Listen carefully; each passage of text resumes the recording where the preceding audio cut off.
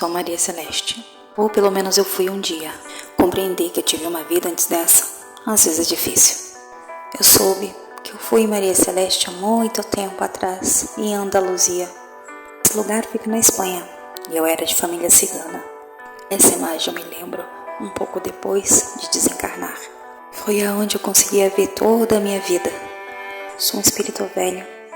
Já dancei muito naquelas ruas de Andaluzia, naquelas ruas bonitas, largas, com aquelas construções antigas, enormes. Eu era uma das belas ciganas que dançava muito bem, mas eu tinha uma vida muito dividida entre a corte e o povo cigano. Apesar que o meu coração batia forte, era pelo acampamento do povo cigano e não pela corte. Minha mãe era da corte, meu pai era cigano. Eles se conheceram, se gostaram, se casaram, e então eu nasci. Mas após a morte do meu pai, minha mãe não conseguiu continuar no acampamento com os ciganos, então ela voltou para a corte, e assim ela me criou dividida. Mas minha avó paterna fazia questão de que eu conhecesse os costumes ciganos, até porque antes de nascer eu já havia sido prometida a um belo cigano.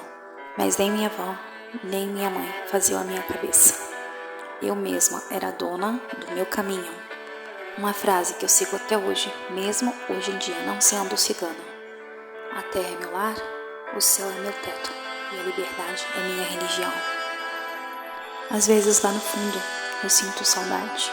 Antes eu não sabia o que era, mas hoje eu sei que era a saudade de estar com o meu povo, de celebrar com eles, de trabalhar com eles, de viver seus costumes, de poder dançar, de poder olhar para o céu, para o sol, para a lua, sentir o vento no meu rosto. Muitas vezes eu andava a cavalo, senti o vento bater no meu rosto. Sinto muita saudade da minha avó, uma cigana muito sábia, porém muito simples. Era uma bela curandeira do povo. Até os brancos iam procurá-la, para procurar a ajuda dela, para a saúde, para a cura das suas enfermidades. Eu me lembro que eu e minhas primas moças, nós nos armávamos, nos pintávamos, pegávamos a carroça e íamos até o centro de Andaluzia para poder apresentar as nossas danças aos brancos. Alguns ciganos ficavam com ciúme, porque já tinham noivas ali no meio dançando para os brancos. Eu não me importava nem um pouco com meu noivo. Quando apareceu um rapaz da corte por quem eu me enamorei, meu noivo ficou com muito ciúme. Eu dançava para ele no centro de Andaluzia, lindamente. O meu noivo entendeu que eu havia me enamorado daquele rapaz da corte.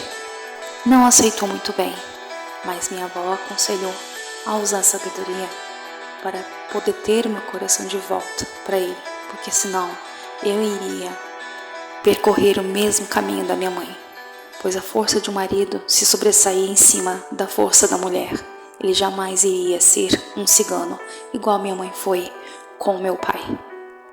Meu noivo cigano tentou de tudo para poder tirar a minha atenção do rapaz da corte para ele, mas tudo em vão, porque eu não conseguia ir por opinião de ninguém. Isso até hoje. Sempre senti um chamado dentro do meu coração e eu nunca consegui obedecer convenções, obedecer tradições.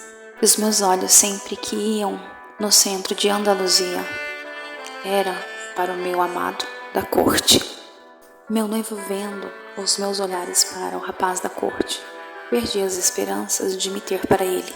Com o tempo, a mãe desse rapaz da corte soube do meu encantamento por ele e dele por mim, e desaprovou fervorosamente. E foi aí que eu vi que esse amado meu da corte não tinha muita voz com sua mãe. Meu noivo descobriu essa fraqueza desse meu amado da corte e começou a investir na onde eu também me sentia fraca, e eu me deixei levar, até que o amor falou mais alto pelo meu amado da corte. Voltei a me encontrar com ele e não demorou muito para que a dama de preto aparecesse e trouxesse para o nosso povo uma triste notícia arrasadora para todos nós. Havia chegado a época da Inquisição e o nosso povo estava sendo ameaçado e perseguido. Foi a primeira e última vez que eu dei um beijo no meu amado, e foi a primeira e última vez que eu o vi. Corri muito e não consegui chegar a tempo de avisar os meus que estávamos sendo perseguidos naquele instante. Foi quando eu sofri um golpe de tiro, sem nem mesmo ter tempo de saber o que estava acontecendo. Me via entre dois mundos. Ainda conseguia ver as perseguições, os tiros, a guerra que estava acontecendo, as pessoas sendo mortas. Eu via que não tinha mais como voltar. Eu via que não tinha mais como ir até os meus. Eu estava seguindo em uma direção totalmente diferente. Um lugar estranhamente mágico, onde a luz era diferente, as cores da paisagem eram diferentes, um pouco parecida da onde eu estava vivendo antes de morrer. Dava até a sensação que eu ia ver o acampamento cigano ali, mas não, era outra dimensão, era outro lugar. Eu me sentia leve, eu me sentia diferente. Não dava para explicar a leveza que eu sentia naquele momento.